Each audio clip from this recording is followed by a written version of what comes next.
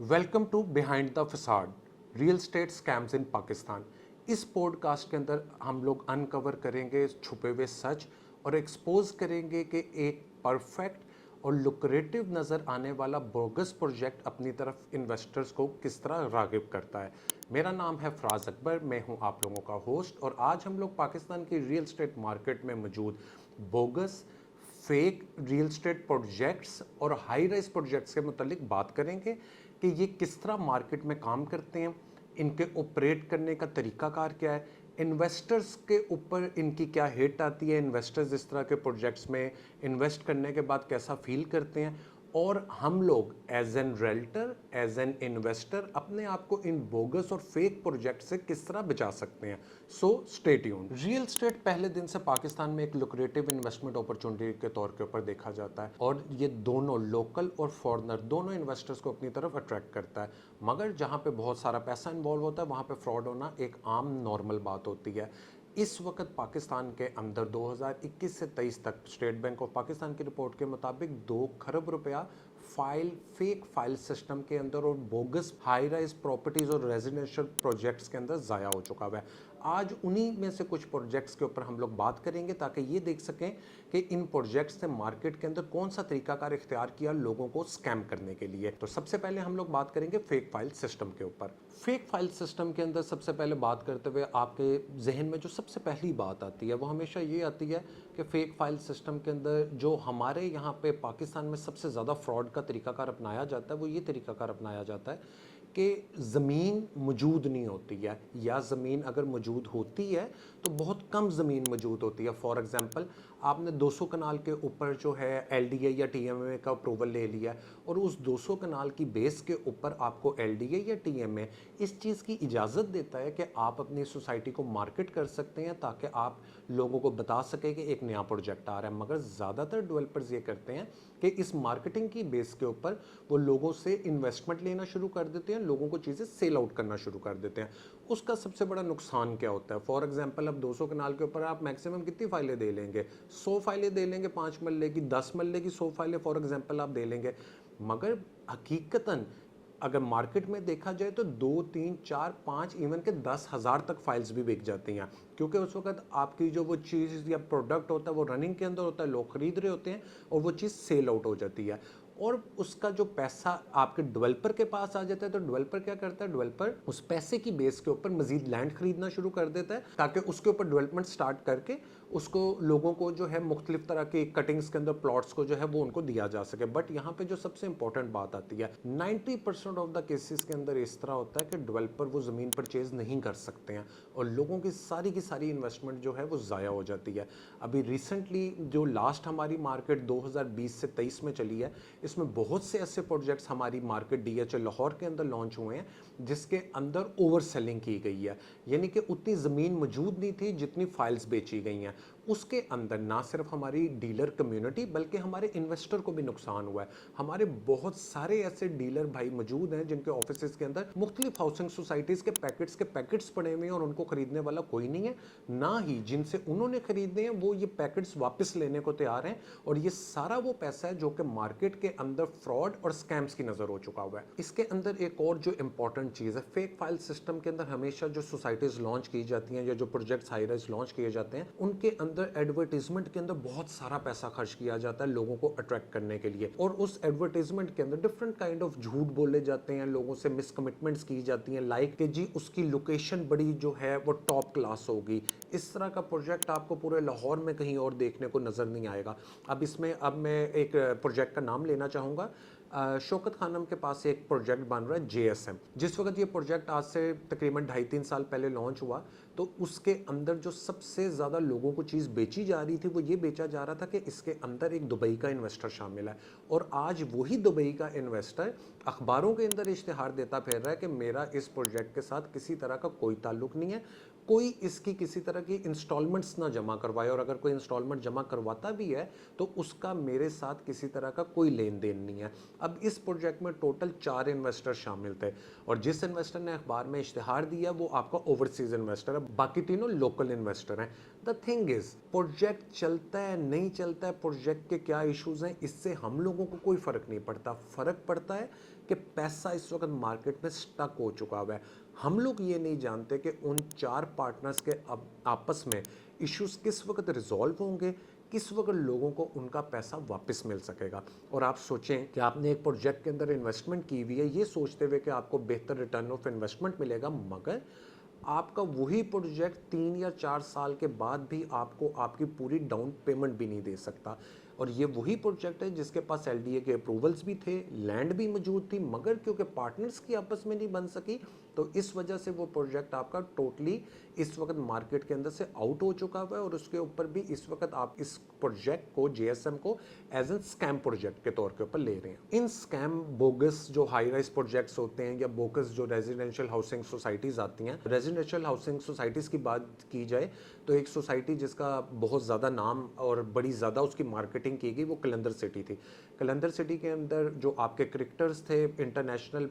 जो पीसीबी के कॉन्ट्रैक्ट के ऊपर थे उनको हायर किया गया, उनके थ्रू उसको एडवर्टाइजमेंट को भी लॉन्च किया गया और लोगों को ये दिखाया गया कि कलंदर सिटी के अंदर जो आपके क्रिकेटर्स हैं वो भी अपने घर बना रहे हैं। मगर Qalandar city was total a fraud. उनके पास ज़मीन के नाम के ऊपर एक मरला भी जगह मौजूद नहीं थी और टोटल उस बंदे ने 60 से 65 करोड़ रुपए का फ्रॉड किया। ये रियल स्टेट के अंदर 60-65 करोड़ रुपए की किसी तरह की कोई वैल्यू ही नहीं है। बट जो चीज़ इसके अगेंस्ट अगर हम लोग देखें कि हम लोगों ने एज एन रेल्टर कम्युनिटी हम लोगों को क्या मिला है, हम लोगों को ये मिला कि लोगों ने हम पे ट्रस्ट करना बंद कर दिया। क्यों? कलंदर सिटी कौन बेच रहा था? उसके मालिक को तो हम लोग एक साइड पे रख देते हैं, आखिर कलंदर सिटी को सेल कौन कर रहा था? तो यहाँ पे ये बात बहुत इंपॉर्टेंट है कि कलंदर सिटी को सेल सिर्फ और सिर्फ डीलर हजरात या डीलर कम्युनिटी ही कर रही थी, जो कि डेवलपर्स जो कि उनसे बात कर रहे थे, उनकी कमिटमेंट्स के ऊपर, उनके प्रोमिसेस वादों के ऊपर उन्होंने मार्केट में चीज़ को सेल करना शुरू किया।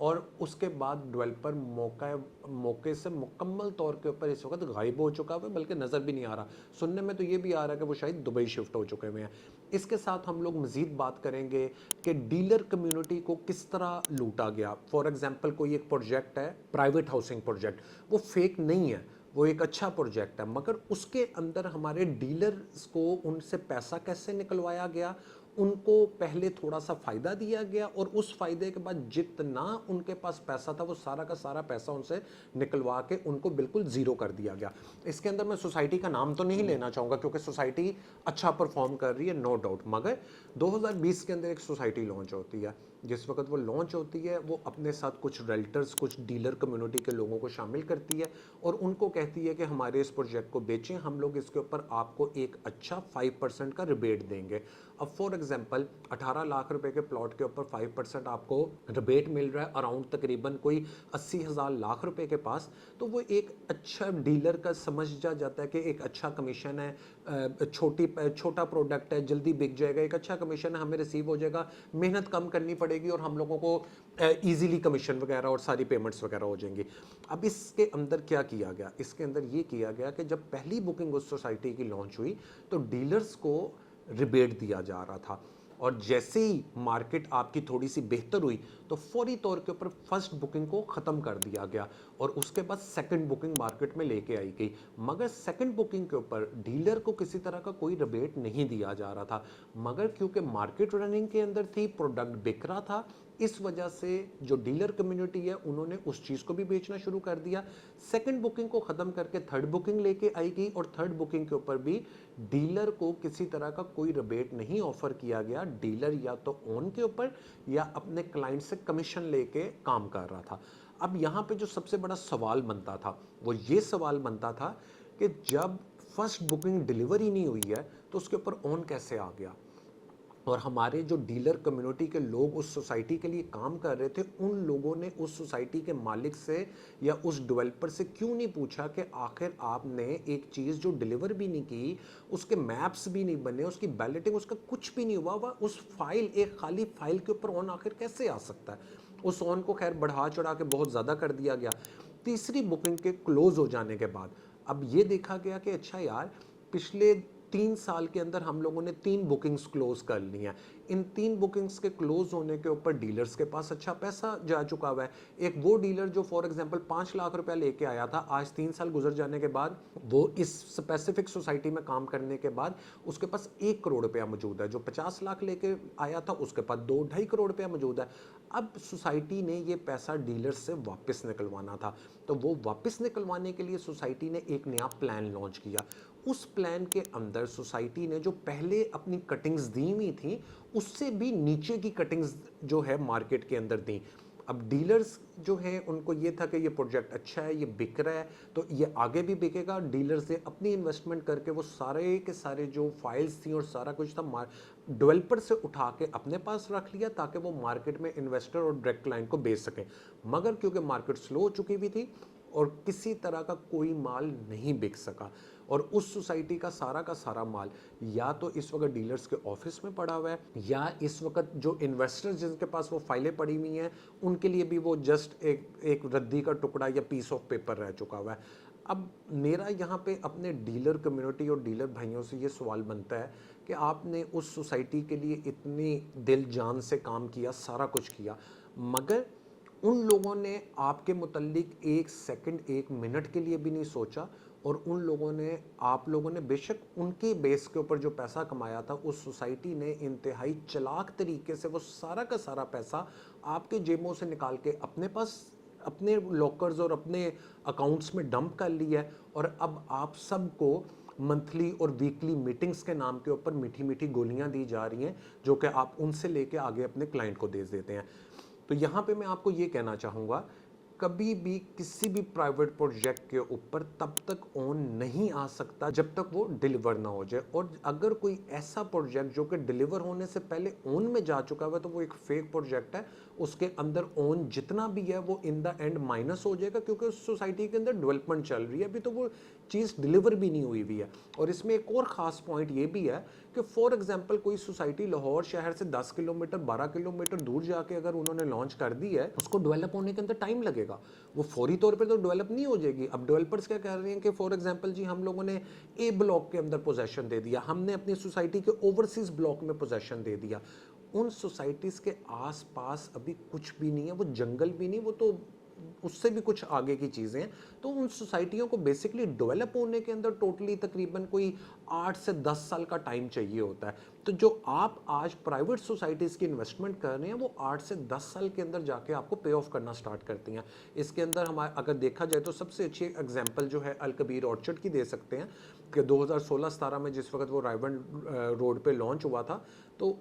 लोग कहते थे कौन जाएगा वहाँ पे। 17 लाख रुपए में 5 मरले का लॉन्च हुआ हुआ प्लॉट जो कि आपने किस्तों में 17 लाख देना था, आज आपको 85 लाख रुपए में भी नहीं मिलता। ये मिनिमम साइड बता रहा हूँ, मैक्सिमम साइड तो 1.25 करोड़ रुपए को भी टच होती है। सो ये एक और एग्जांपल है कि ये एक अच्छी प्राइवेट कंपनी है जिसने बड़े अच्छे तरीके से प्ले किया, लोगों को चीज़ें टाइमली डिलीवर की। और अब अगर उनकी चीज़ 17 लाख से उठ के 85 लाख रुपए के ऊपर जा चुकी हुई है, तो एक चीज़ समझ में आती है कि उन्होंने ऑन टाइम चीज़ों को ना सिर्फ डिलीवर किया बल्कि वहाँ पे आबादी को लेके भी आए और उनको आबाद भी किया।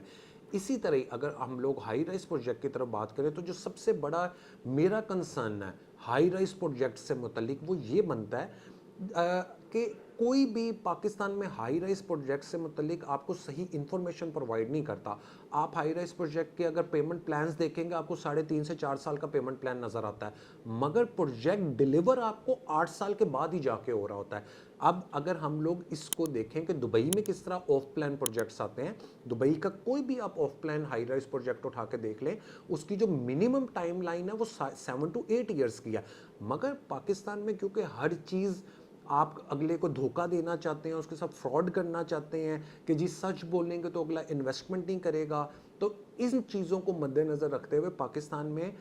अगर आपका 8 साल का प्लान है तो लोगों को शो 4 साल का किया जाता है, दिखाया 4 साल का जाता है, पेमेंट प्लान भी वो 4 साल के अंदर आपसे मुकम्मल कर लेते हैं, मगर उसको डिलीवर वो 8 साल के बाद ही करते हैं, जिसकी वजह से बहुत से लोगों को ये लगता है कि ये बोगस और फ्रॉड प्रोजेक्ट्स हैं, जबकि वो बोगस और फ्रॉड नहीं होते हैं। डिलीवरी टाइम ही एक हाई राइज प्रोजेक्ट का 8 साल का है। सो मैं अपने डेवलपर्स को ये भी कहना चाहूँगा, जो डिलीवरी टाइम आप कमिट कर रहे हैं उन टाइमलाइंस को फॉलो भी करें, क्योंकि इस वक्त मार्केट के अंदर جو ریئل اسٹیٹ سے ریلیٹڈ سینٹیمنٹ ہے وہ بہت زیادہ خراب ہو چکا